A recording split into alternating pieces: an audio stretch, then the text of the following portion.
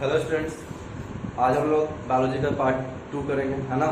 कल हम लोग biology cell structure and function start किए थे, तो आज उसको आगे चलते हैं। तो कल हम लोग सेल के बारे में जाने, सेल और एटम का डिफरेंस क्या होता है, सेल क्या होता है, फिर उसके बाद सेल थ्योरी क्या होता है समझे थोड़ा सा, है ना। तो आज हम लोग स्टार्ट करेंगे तुम्हारा टाइप्स ऑफ सेल से। सेल का एक्चुअली में 2 टाइप्स होता है, animal cell and plant cell. 2 प्रकार का सेल हम लोग को पढ़ना है, कौन कौन, animal cell and plant cell. तो एनिमल सेल वो सेल होता है जो एनिमल्स के अंदर में होता है। हम लोग का जो ऑर्गेनिज्म है 2 पार्ट में डिवाइड है ना, ऐसे तो और भी पार्ट है, लेकिन 2 पार्ट में जो डिवाइड है जिसमें मेनली एनिमल और प्लांट्स होता है। तो जो एनिमल्स होता है उसके अंदर जो सेल होता है उसको हम लोग एनिमल सेल बोलते हैं, और जो प्लांट्स होता है उसके अंदर जो सेल होता है उसको प्लांट सेल होता है। आगे पढ़ोगे तो और भी टाइप ऑफ सेल पढ़ोगे, माइक्रोस्कोपिक सेल, जो माइक्रो ऑर्गेनिज्म होता है उसके अंदर में सेल कैसे काम करता है। तो अलग अलग सेल पढ़ना, लेकिन अभी इस क्लास में हमको एनिमल्स एंड प्लांट सेल पढ़ना है। तो एनिमल्स एंड प्लांट सेल में तो ये तो समझ गए, जो सेल एनिमल के अंदर में पाया जाता है उसको एनिमल सेल बोलते हैं, जो सेल प्लांट्स के अंदर में पाया जाता है उसको प्लांट सेल बोलते हैं, है ना। लेकिन डिफरेंस अगर बना है, दोनों कैटेगरी में बांटा गया है, तो मतलब कुछ तो अंतर होगा दोनों में। जब भी हम किसी चीज को बांटते हैं 2 पार्ट में, तो कुछ अंतर होता है, उसी बेसिस पे बांटते हो ना। हाँ, कोई भी चीज को बांटा जाता है 2 ग्रुप में, ये ग्रुप हो गया, ये ग्रुप हो गया, ये ह्यूमन बीइंग है, ये ह्यूमन बीइंग है, और ये एनिमल्स है। ऐसे है ह्यूमन भी एनिमल्स भी होता है, लेकिन फिर भी हम लोग एनिमल्स और ह्यूमन को बांटे हुए हैं on the basis of intelligence. हाँ, और भी बहुत सारी चीज़ें हैं उसमें, है ना। तो वैसे ही हम लोग प्लांट्स और एनिमल्स को भी 2 कैटेगरी में बांट दिए हैं on the basis of their difference.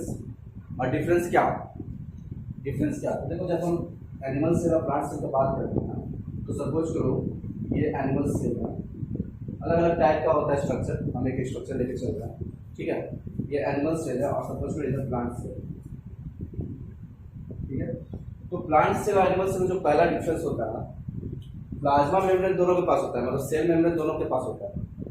ये जो स्किन होता है ऊपर में पतला सा स्किन, जो बाकी सामान मतलब जो भी ऑर्गेनेल्स होता है या साइटोप्लाज्म होता है जिसके अंदर में होता है, उसको हम लोग क्या बोलते हैं, प्लाज्मा मेम्ब्रेन। पढ़ेंगे ये सब चीज़ आगे पढ़ेंगे, ठीक है।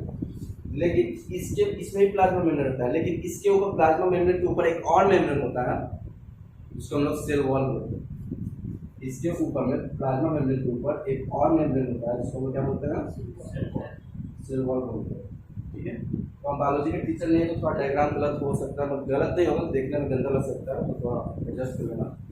तो ये जो प्लाज्मा मेम्ब्रेन के ऊपर में एक और मेम्ब्रेन आ गया, इसको हम सेल वॉल बोलते हैं। वो किस में प्रेजेंट होता है, प्लांट सेल में प्रेजेंट होता है, लेकिन एनिमल सेल में प्रेजेंट नहीं होता। तो सबसे पहला डिफरेंस यही है कि जो सेल वॉल है वो प्लांट सेल में तुमको मिलेगा, लेकिन एनिमल सेल में नहीं मिलेगा। हम सिर्फ डिफरेंस का बता रहे हैं, जो डायग्राम बना रहे हैं वो सिर्फ डिफरेंस के लिए, ठीक है।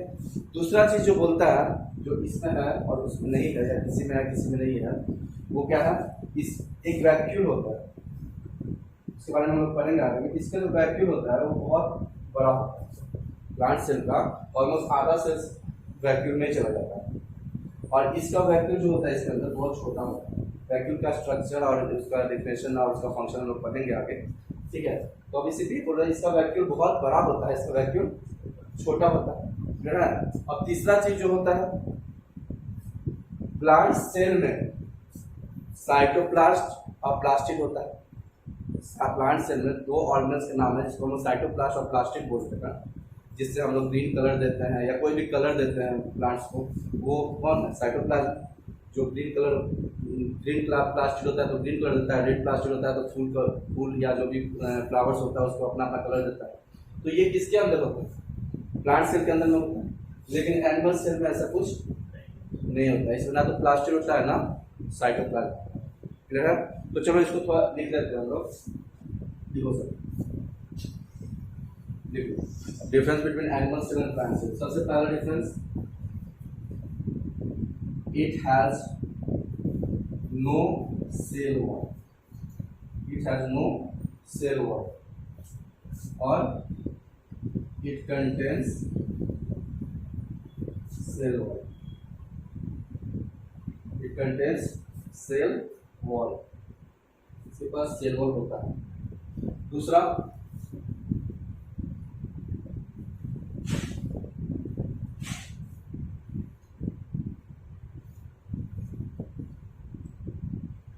it doesn't have plastids and it doesn't have plastid and chloroplast. It doesn't have plastid and chloroplast, but it contains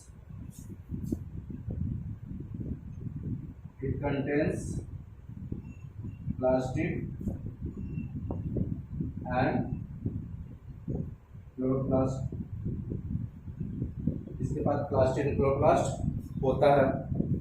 her difference. दूसरा difference,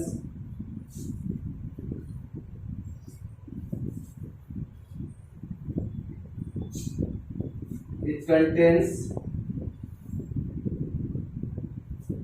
no vacuole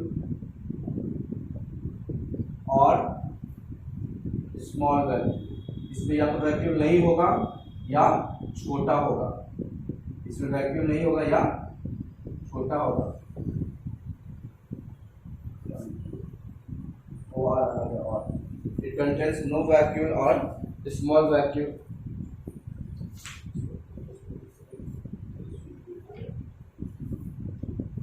it contains no vacuole or small vacuole. इसमें क्या लिखोगे?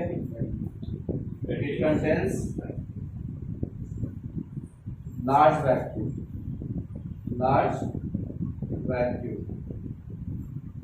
इसमें large vacuum होता है. लिख लो ये तीन डिफरेंस. आंसर और भी होता है लेकिन अभी के लिए तुम लोग के लिए काफ़ी है ये. जैसे जैसे क्लास बढ़ेगा तुम लोग इसके बारे में और जानोगे, है ना. तो चलो जल्दी से इसको लिख लो. क्या बोल रहा हूँ?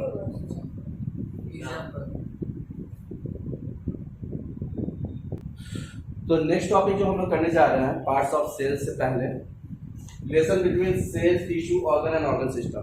सेल, टिश्यू, ऑर्गन या ऑर्गन सिस्टम में क्या रिलेशन होता है इसको तो समझते हैं. तो उसके पहले ये जानना जरूरी है कि चलो सेल तो हम समझ गए सर क्या होता है, टिश्यू क्या होता है, ऑर्गन क्या होता है, ऑर्गन सिस्टम क्या होता है. इसी के दौरान हम लोग ये भी जान जाएंगे कि tissue, organ and organ system क्या होता है.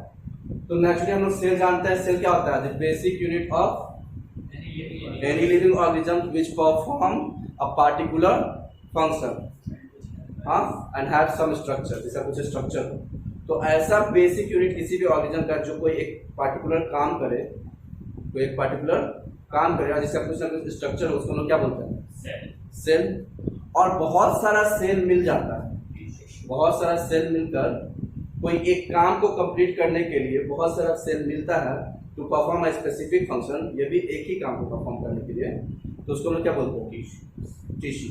A group of cell combined together to perform a particular function is called tissue. तो बहुत सारा सेल मिलकर क्या बनेगा? टिश्यू बनेगा. अब ध्यान दो, ये सेल है, सेल्स में का ग्रुप, इसका ग्रुप में मिल गया तो ये क्या बन जाएगा? टिश्यू बन जाएगा. अब टिश्यू का ग्रुप मिलेगा तो ये भी एक पार्टिकुलर फंक्शन ही करेगा. जैसे ऑर्गन हम लोग क्या है? ऑर्गन में आई है, आंख है, ये बहुत सारा टिश्यू से मिलकर बना हुआ है. तो इसका तो काम एक ही है ना भाई. देखो तुमको देखने का काम है, तुम देखो. तो ये भी एक ही काम कर रहा है. ईयर, ये भी एक ही काम कर रहा है. नोज एक ही काम कर रहा है. तो हर एक ऑर्गन का भी एक पार्टिकुलर काम होता है ना. तो ऑर्गन, इसका ग्रुप मिलकर क्या बन जाता है? ऑर्गन. और एक ऑर्गन सिस्टम, ये सब मिलकर क्या बनेगा? बहुत सारा ऑर्गन मिलकर, ग्रुप ऑफ ऑर्गन मिलकर क्या बनाएगा? ऑर्गन सिस्टम बनाएगा. क्या बनाएगा? ऑर्गन सिस्टम बनाएगा. और ऑर्गन सिस्टम मतलब जैसे हम लोग का रेस्पिरेटरी सिस्टम, नर्वस सिस्टम. तो ये रेस्पिरेटरी सिस्टम का भी काम एक ही है. सांस लो, छोड़ो, तो उसके वो पूरा प्रोसेस करने के लिए बहुत सारा ऑर्गन मिलकर काम करता है. नाक से सांस जाता है, अंदर जाएगा गले के थ्रू, फिर लंग्स उसको क्या करता है? पंप करता है. ठीक है. तो हर एक ऑर्गन अपना काम करता है और ये सब मिलकर ज्वाइन होकर एक ही काम करता है. जो ऑर्गन सिस्टम बनता है वो भी एक ही काम करता है कि सांस लो और छोड़ो. नर्वस सिस्टम मैसेज पहुंचाना, बॉडी के अलग अलग पार्ट का मैसेज दिमाग तक पहुंचाने का काम करता है. इसको कोई टच किया, नर्वस सिस्टम के थ्रू दिमाग पे गया कि तुमको टच किया. आग में हाथ गया और चल जाएगा. ठीक है. अब इससे गर्मी फील हो रहा है, पसीना निकल रहा है, पसीना निकल रहा है, गर्मी फील हो रहा है, इसको भी कौन, नर्वस सिस्टम या मेरे दिमाग को बता रहा है ना।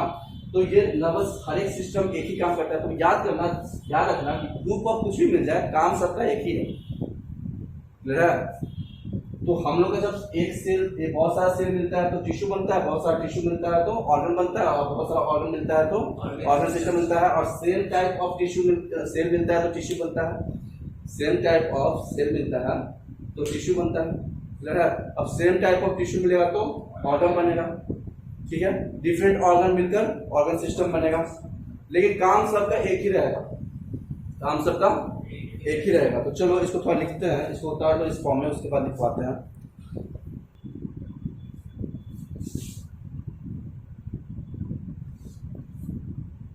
तो relation between cell, tissue, organ and organ system क्या हुआ?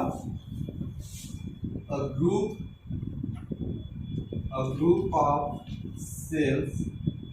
group of cells that perform particular function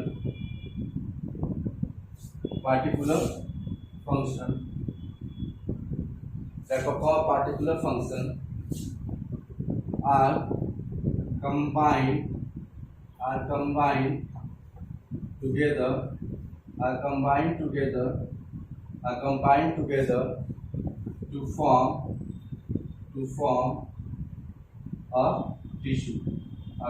together to form a tissue, that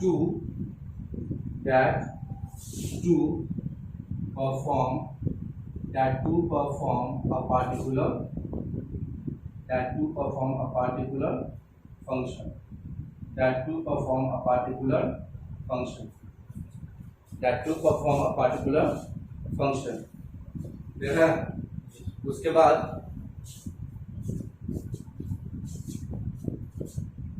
a group of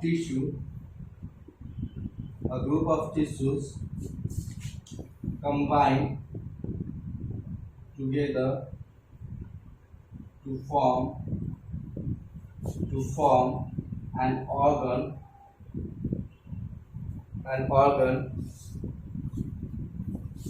to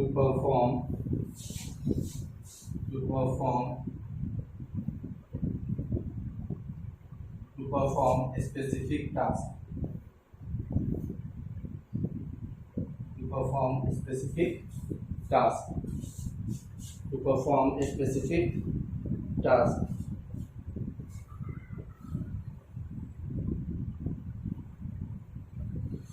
तो हम लोग को बहुत सारा सेल मिला, जैसे नर्वस सेल बहुत सारा होता है, नर्व में जो सेल होता है बहुत सारा होता है, बहुत सारा नर्वस सेल मिलकर नर्वस टिश्यू बनता है, बहुत सारा नर्वस सेल मिलकर नर्वस टिश्यू बनता है, क्लियर है। बहुत सारा नर्वस सेल मिलकर नर्वस टिश्यू बनता है। अब बहुत सारा नर्वस टिश्यू मिलकर हम लोग का ब्रेन बनता है, ऑर्गन है ना ब्रेन। बहुत सारा नर्वस टिश्यू मिलकर हम लोग का क्या बनता है? ब्रेन बनता है, क्या बनता है ना। जल्दी लिखो, उसके एग्जाम्पल तुम चाहो तो लिख सकते हो। Nervous cells are combined together to form nervous tissue, and nervous tissue are combined together to form brain, ठीक है। चलो, और फिर जब ब्रेन ऑर्गन हो गया, ब्रेन हो गया, और भी ब्रेन का अलग अलग पार्ट कंबाइन होकर क्या बनता है, और ये जो नस होता है वो सब कंबाइन होकर क्या बनता है? नर्वस सिस्टम, ठीक है। तो चलो इसके बाद देखो, ये होगा group of tissue combined together to form an organ to perform a specific task, और उसके बाद लिख लोगे similarly a group of organs combine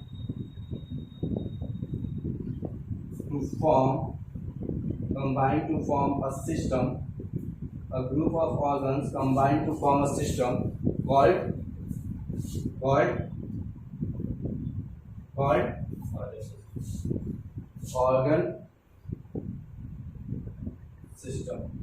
called organ system। तो ग्रुप ऑफ ऑर्गन कंबाइन करेगा तो क्या बनेगा? Organ system. क्या बनेगा? Organ system to perform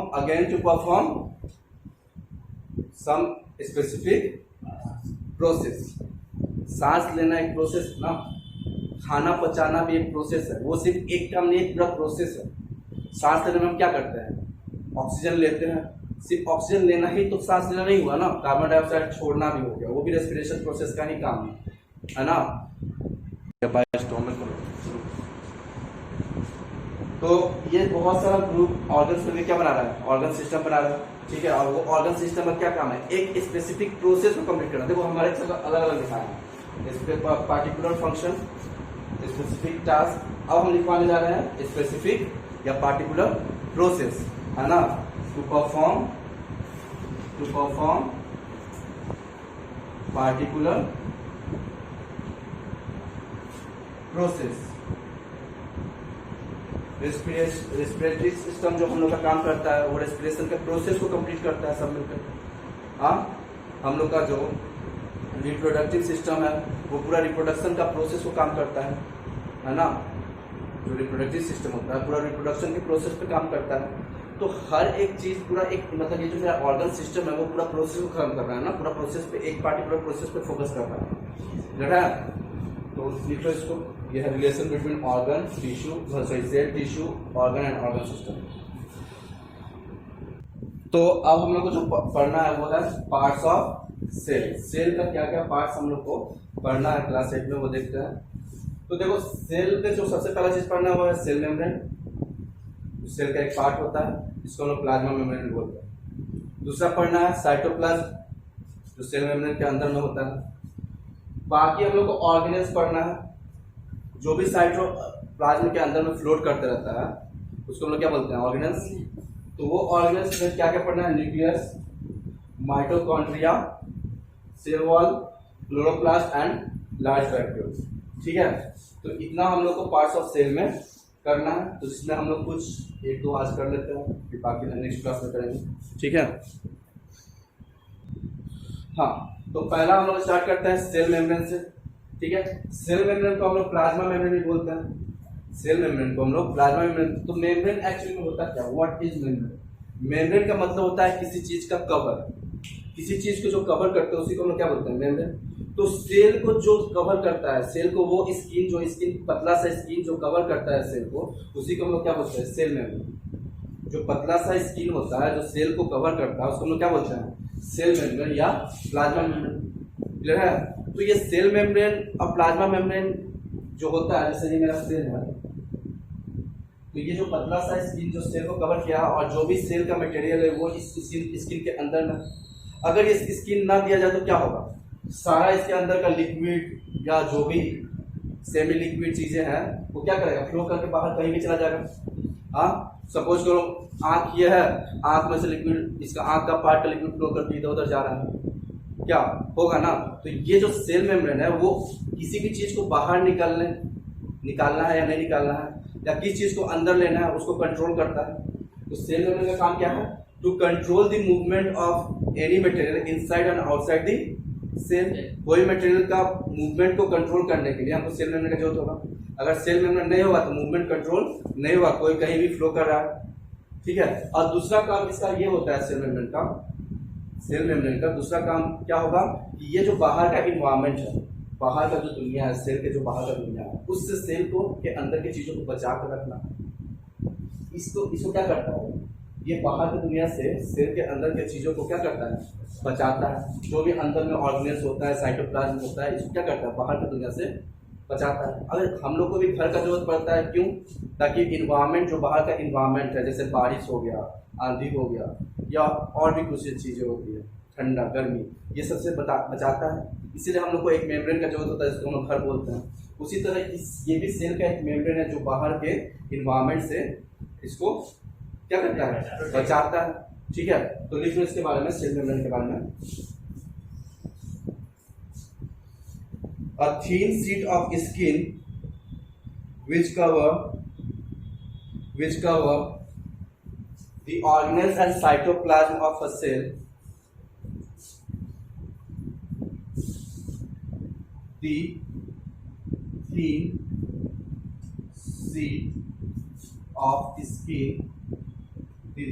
sheet of skin which covers which covers the cytoplasm, and organelles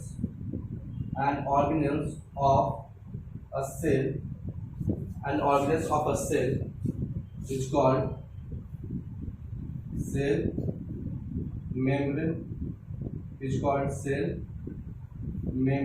उसको हम क्या बोलते हैं, सेल मेम्ब्रेन या plasma membrane.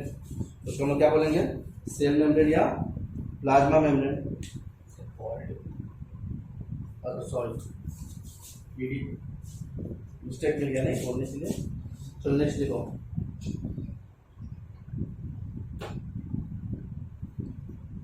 The function of the cell membrane, function इसका काम क्या है। The function of the cell membrane are as follows. Functions of the cell membrane are as follows. इसका फंक्शन, इसका काम क्या क्या है। सबसे पहला काम, it protect the cell from the environment. It protects the cell from its environment. It protect the cell from its environment. It protect the cell from its environment. दूसरा क्या है, इस इधर लिख रहा हूं। दूसरा क्या है, हाँ, it gives shape to the cell, ये सेल को शेप भी देता है। मेम्ब्रेन डिसाइड करेगा कि जो सेल है उसका शेप कैसा होगा, पतला थ्रेड लाइक होगा या फ्लैट होगा या ओवल होगा या स्फेरिकल होगा, कैसा सेल का शेप होगा ये कौन डिसाइड करेगा, सेल मेम्ब्रेन, है ना। तो लिख लो, it gives this shape to the cell, इस सेल को शेप देता है, it gives this shape to the cell. तीसरा लिखो, it controls the flow of any material inside and outside the cell. Cell के अंदर कौन मटेरियल जाएगा, कौन बाहर जाएगा, उसको कौन कंट्रोल करेगा, सेल। अब देखो, कोई भी खाता पीता लोग लेता है और बाहर भी छोड़ता है ना, हाँ, किसी भी फॉर्म में, या सॉइल लिक्विड गैस किसी भी फॉर्म में क्या करते हो ना, ठीक है। तो उसके बाद अब सेल भी, जो सेल होता है उसका भी तो ग्रोथ होता है, सेल का भी ग्रोथ होता है। तो सेल भी कहीं ना कहीं से अपना खाना लेता है in the form of glucose के फॉर्म में। अब खाना लिया, पचाया, तो उसको निकालेगा भी तो कहीं ना हो, तो सेल के बाहर भी कोई चीज जाता है, अब ग्लूकोज अंदर भी जाता है। तो इसको कंट्रोल कौन करता है, सेल वो, है ना, सॉरी सेल मेम्ब्रेन। लिख लो, it controls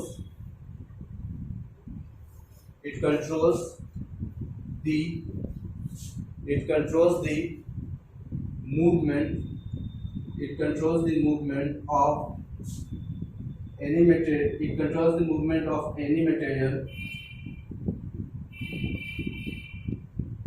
inside or outside the cell। ये किसी मटेरियल को कंट्रोल करता है, उसके मूवमेंट को, अंदर जाएगा या बाहर आएगा। क्लियर है, जल्दी से उतारो, पॉज करो, वीडियो उतार लो।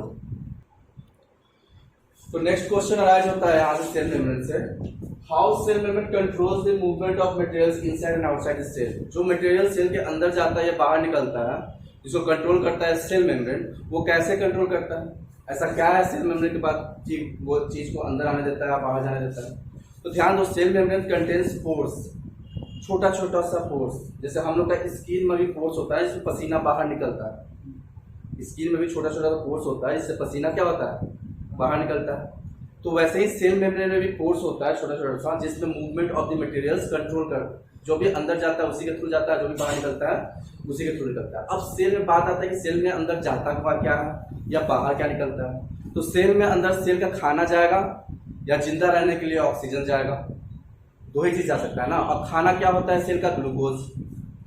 तो सेल मेम्ब्रेन में जो पोर्स होता है छोटा सा, उसी के थ्रू, उस पोर्स के थ्रू या तो ग्लूकोज अंदर जाता है, जितना रिक्वायरमेंट है सेल को, ज़्यादा भी नहीं जाने देता है, खाना उतना ही खाता है जितना जरूरत है, या ऑक्सीजन लेता है, ठीक है। मतलब हम लोग के बॉडी के हर एक सेल को ऑक्सीजन चाहिए, तो वो ऑक्सीजन लेता है। दूसरा, अब ग्लूकोज अंदर जाएगा, ऑक्सीजन मिलेगा तो रिएक्शन होगा। ग्लूकोज का फॉर्मूला क्या होता है? C6H12O6, ठीक है। ये अंदर जाएगा, ठीक है। ग्लूकोज अंदर जाकर रिएक्ट करके क्या बनाता है? नेचुरली ग्लूकोज टूट के कार्बन डाइऑक्साइड बनता है, कार्बन डाइऑक्साइड बनता है ना। ग्लूकोज को हम लोग को ग्लूकोज को ऑक्सीजन देते हो, ठीक है, और कुछ एनर्जी मिलता है in the form of heat और एनीथिंग, उसके मदद से कार्बन डाइऑक्साइड बनाता है। क्या बनाता है? Carbon dioxide. वो कार्बन डाइऑक्साइड अगर ज़्यादा रहेगा तो वो भी दिक्कत है, तो वेस्ट मटेरियल हुआ ना इसके लिए। ये ग्लूकोज कन्वर्ट हो गया कार्बन डाइऑक्साइड में, तो इसके लिए क्या हो गया? वेस्ट मटेरियल हो गया।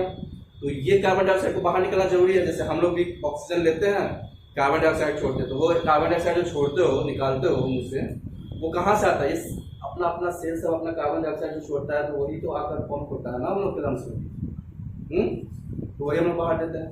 तो ये कार्बन डाइऑक्साइड जो बना, वो भी किधर से निकलेगा? पोर्स के थ्रू। वो भी किधर से निकलेगा? पोर्स के थ्रू।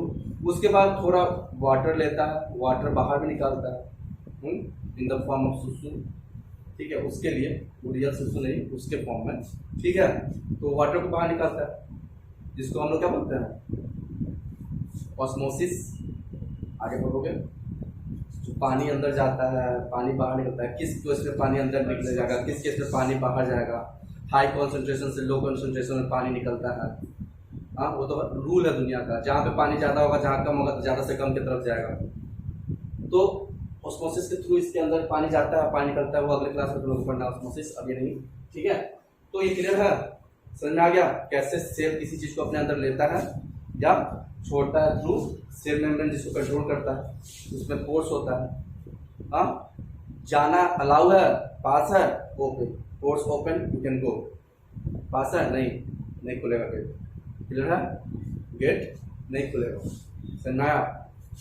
सुनना। अब इवन हम लोग के बॉडी में किसी इंसान में देख लो, किसी की बॉडी से बहुत ज़्यादा पसीना निकलता है, किसी की बॉडी से कम पसीना निकलता है। क्यों? क्योंकि उसका जो पोर्स का जो गेट है, that in somebody's body that allow to go out. क्यों? क्योंकि उसके अंदर में हाई कॉन्सेंट्रेशन ऑफ वाटर होता है, उसकी बॉडी में कॉन्सेंट्रेशन वाटर का ज़्यादा होता है। क्योंकि ज़्यादा पानी नहीं पीता या ज़्यादा वर्कआउट नहीं करता, ज़्यादा एक्सरसाइज नहीं करता, तो उसके में पानी का कॉन्सेंट्रेशन कम होने के कारण पसीना कम निकलता है। समझ आ रहा है? तो उसका फोर्स अलाउ नहीं करता, गेट बंद रखता है। समझ आ रहा है? तो वैसे इससे भी काम करता है। चलो लिख लो इसको, लिखो तो, चलो लिखो। How cell membrane controls the movement of the materials inside and outside the cell. या लिखो या तुम लिख के लाओगे? हाँ, लिखवा दे तो लिख लो, खुद से नहीं लिखोगे, लिखवा ही दे। चलो लिखो, हम बोल रहे हैं सुनकर लिख लो, वीडियो वाला भी।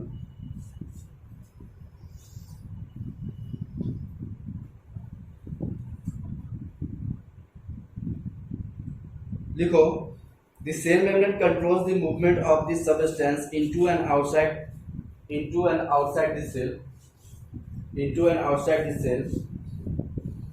The cell membrane controls the movement of the material into and outside the cell with the help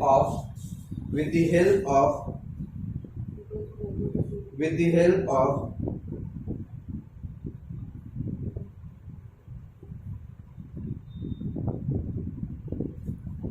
pores of the cell membrane. With the help of pores, P-O-R-E-S, pores of the cell membrane. With the help of pores of the cell membrane, P-O-R-E-S, pores, pores मतलब small hole, है ना? With the help of pores of the cell membrane. With the help of pores of the cell membrane. With the help of pores of the cell membrane. लिख ले यहाँ तक। उसके बाद लिखो the materials such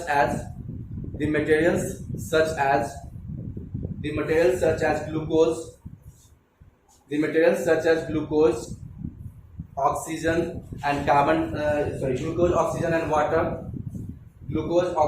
water. The materials such as glucose, oxygen and water enter the cell through these pores. Enter the cell through these pores. Enter the cell through these pores. Enter the cell through these pores.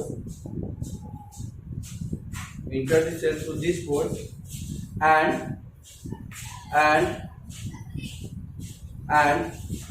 the material like carbon dioxide and unwanted water, then the material like carbon dioxide and unwanted water,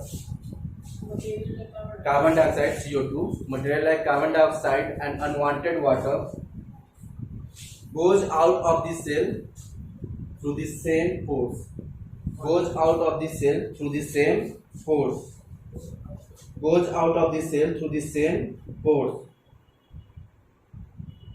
go out of the cell through the same pores. तो carbon dioxide water उसी pores के through बाहर निकल जाता है। Clear है? तो आज के लिए इतना ही, बाकी नेक्स्ट क्लास।